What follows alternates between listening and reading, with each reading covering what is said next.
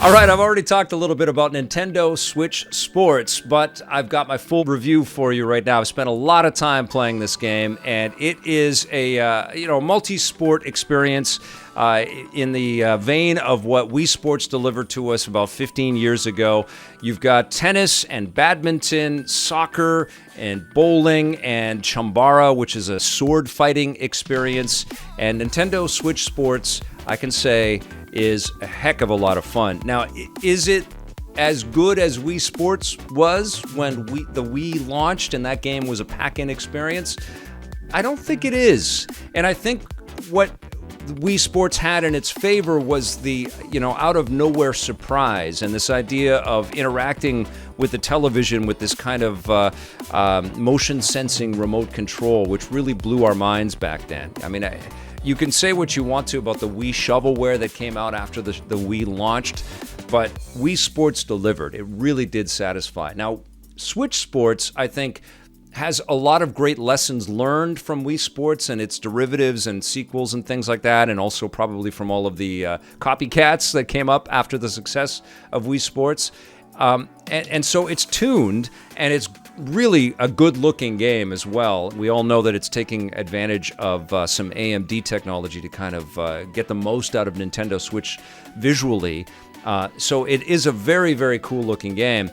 But I feel like one of the things about this title is that it feels, in 2022, it feels a little bit light on features, and I think especially in terms of that single-player experience, because you're not always going to have friends around you that are going to want to play this thing with you. And I've reached out to my wife and daughter to kind of join me in this, and they have a little bit, my daughter a little bit more so, but it isn't taking their world by storm right now. So what the game kind of forces you to focus on, and to its credit, it's quite wonderful, is getting online, playing with other people. And so you can jump into any one of these sports, and they've got a pretty solid online experience here that rewards you for the more time that you spend finding competitors and honestly just spending time online playing these games. There are rewards that come out of this. That's really the bread and butter of the game. Now, you can play single player against the AI, but it doesn't really reward you other than your kind of training and testing the systems and figuring out how to do everything.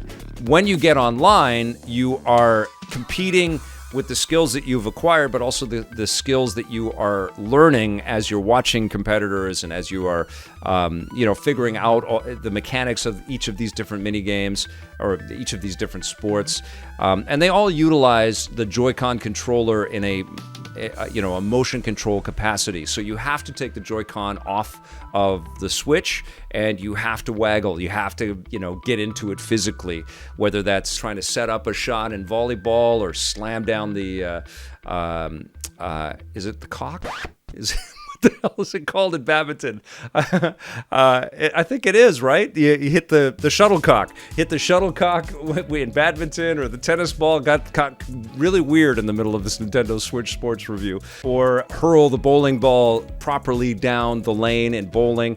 You have to physicalize every one of those experiences, and that was the sort of vision realized with Wii Sports, and it's picked up here for sure. And I did find the occasional misalignment or some things to quibble about with the Joy-Con functionality playing it off the television set, but it just happened once or twice. There was some pretty solid one-to-one kind of recreation of those motions in this game, which I think we have to applaud Nintendo for sure. And so what happens when you play online is you compete. I just so happen to have this tasty little clip here of me winning everything. You compete against different players, and you're rewarded. You level up, and eventually you're going to get into the pro circuit, and then you're going to get all kinds of gifts. Like in this particular case, I think I win this black cap, and then I can put that onto my character, and that's I think the hook of the online experience is that you're constantly being rewarded, and you're rewarded with customization options and ways to express yourself within the game, which I think is incredibly important, and we've seen that become a valuable part of every online experience out there, whether you're playing Call of Duty or Fortnite or Apex Legends or whatever. And so there is a bit of that too, and what you start to recognize is the more that you play online is that people have unlocked these sort of emoji icons that they can express themselves with, and there's different clothing options that they can express themselves with. There's different ranking settings that people have underneath their names, and of course I started playing it on the weekend with everybody else out there, and I've noticed that people are just playing this thing like crazy, and so they're riding up the scale towards that A. I'm still low. I'm still in the D's, but I've put a ton of time into bowling. Bowling is the game that has really captivated me. Like, this is an experience where not only do you have the traditional bowling, straight down the lane kind of gameplay, but there are also these advanced lanes where they give you these puzzle challenges as well. And these kind of suck, I have to say, when you play online, because you don't know what's coming next. And I gutterballed a bunch of different shots, and that drove me insane because the the drive to win is real. The competition is fierce, and people are getting so freaking good. And so when you are playing some of these advanced lanes, it can become incredibly frustrating when your ball bounces off one of the pegs and gutters. And it's so competitive that if you don't do well on that first shot, you're kind of screwed, because in bowling specifically, they start eliminating players right away. So you get 3 shots at getting as many strikes or spares as you can, and then if you don't make it, then you get eliminated, and you go sit down on the bench, and you endure as much as you can till you quit spectating, and you feel very bad about yourself, and there's no way that you can, because it just gets into your soul. At least for me, bowling is really fun. It is very much, though, an identical experience to what Wii bowling was back in the day. The Chambara experience, which I think was in a Wii Sports Resort game or something like that. I think we've seen this kind of sword fighting thing before. You can notice I tried the twin swords in this particular clip, and the motion sensing the tracking was off a little bit, and so my blades kept kind of tying together like they were magnetized or something. I had my hands apart, but they kept sort of moving towards each other. Didn't stop me from kicking this character's butt, though.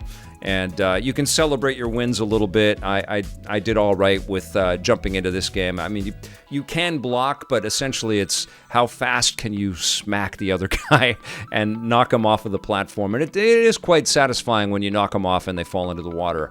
That is pretty fun. Fairly simplistic in terms of strategy and the core reward of play, I think we get a little bit more value out of playing something like tennis, which definitely feels a lot like classic Wii Sports tennis as well. This, though, it's interesting when you look at a game like this and you compare it to soccer. I'm not controlling where my character is moving. This is purely a timing and angle-based experience on my swings. So I have to... And I'm also in control of both the character that's in the background and also at the net. And so you can swing whenever the time feels right for you. And there is definitely a strategy to use that front character. But I think it's so ingrained in us for people that have been playing tennis games forever to only kind of look at the character in the background there. And you're trying to not, return the shot so that it falls out of bounds. And you can get some pretty good rallies going because people have been playing this already for about a week now, and they're getting better and better at it. And it is quite fun when you win, but it also is quite humbling when you lose. And I actually fully lost here. It's 7-0. Everything is kind of scored so that the games are fairly quick as well. So this one didn't last too long. So it was, they got every point, and I said, "Oh, the hell with that! I'm going to play this thing again." And then I started to do a little bit better. But there's different types of courts that you can play on. But again, I'm not controlling where the character is running. I'm just, swinging at the right time. In contrast, when you play the soccer experience, I am, running as this character, trying to go all over the place and hit the ball at the right time, using motion controls, so swiping up and down and making curved hook shots and stuff. I got a nice assist there from someone from not in Canada, likely, and got a goal. You can see my tag is Judgment Dad. That's one of the quirky mottos and stuff that you can pop into this game. So I found soccer to be pretty fun, but as I said in my first thoughts on the game, it reminded me a lot of Rocket League, and I'd much rather play Rocket League than the soccer experience. But I did enjoy soccer, and in fact, I think soccer was my second favorite experience out of this list. Badminton is a lot like tennis, as you would expect. You got to smash that shuttlecock, and again, you're not controlling where the character's running. It's all just timing and angles, and also I think in terms of getting the aggression out and hitting that thing as hard as you possibly can. Fairly straightforward to play.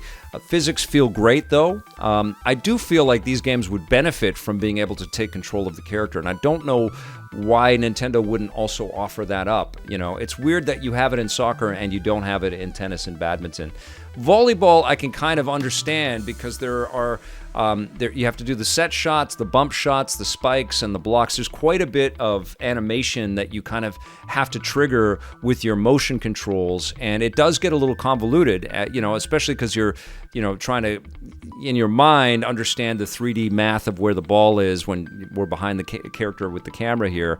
But it's fairly straightforward once you get the feel for it. And again, this is a game where you can play with up to 4 people online, and there is a lot of teamwork and sort of sharing responsibility with the other players that you're playing with, and it does feel good when you get those wins. It definitely does feel like the collaboration and cooperation. It's a nice extra benefit, another part of the treat of playing online. I feel like Nintendo should have countered the game in terms of single player with the same kind of value and reward as playing online. There should have been, and maybe there will be in updates because there's going to be new content. Golf, I think, is coming soon.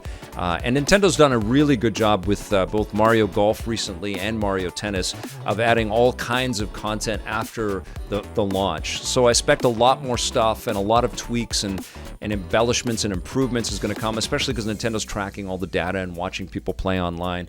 But I feel like it doesn't necessarily have to be like a story mode or something like that, but there should be something that takes you into the game that makes it fun to just play it alone, and just get in there and have a good time jumping across from sport to sport and unlocking things. And you're really not. I mean, this is almost exists purely to guide you towards playing online, and I don't have a problem with that, but I just feel like Nintendo's done such a good job at heaping in all kinds of value with their sports stuff, and we've got Super Strikers coming up pretty soon here, the soccer game that Next Level's working on, and hopefully that's incredible.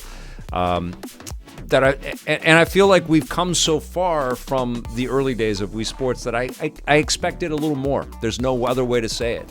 I think it's really fun, and bowling has got its hooks in me. I'm going to continue to play it, and I'm definitely keeping my eye on what kinds of new additions are coming into this thing. But I don't see myself playing tons of Chambara or badminton or tennis or volleyball. I'll probably be focused almost exclusively on playing more soccer, and I'll be playing a lot more bowling. So I think this is a solid game. It's definitely a wonderful homage to the glory days of Wii Sports, but I don't think it hits those heights. And it's not because of the production or the quality of the experience or the amount of stuff, sports. Yeah, I think it's just the expectation that when Nintendo publishes a game, you're going to be overwhelmed by all of the additions and nuances and elements that they've included in their first-party title. So I'm going to give Nintendo Switch Sports a 7.5 out of 10.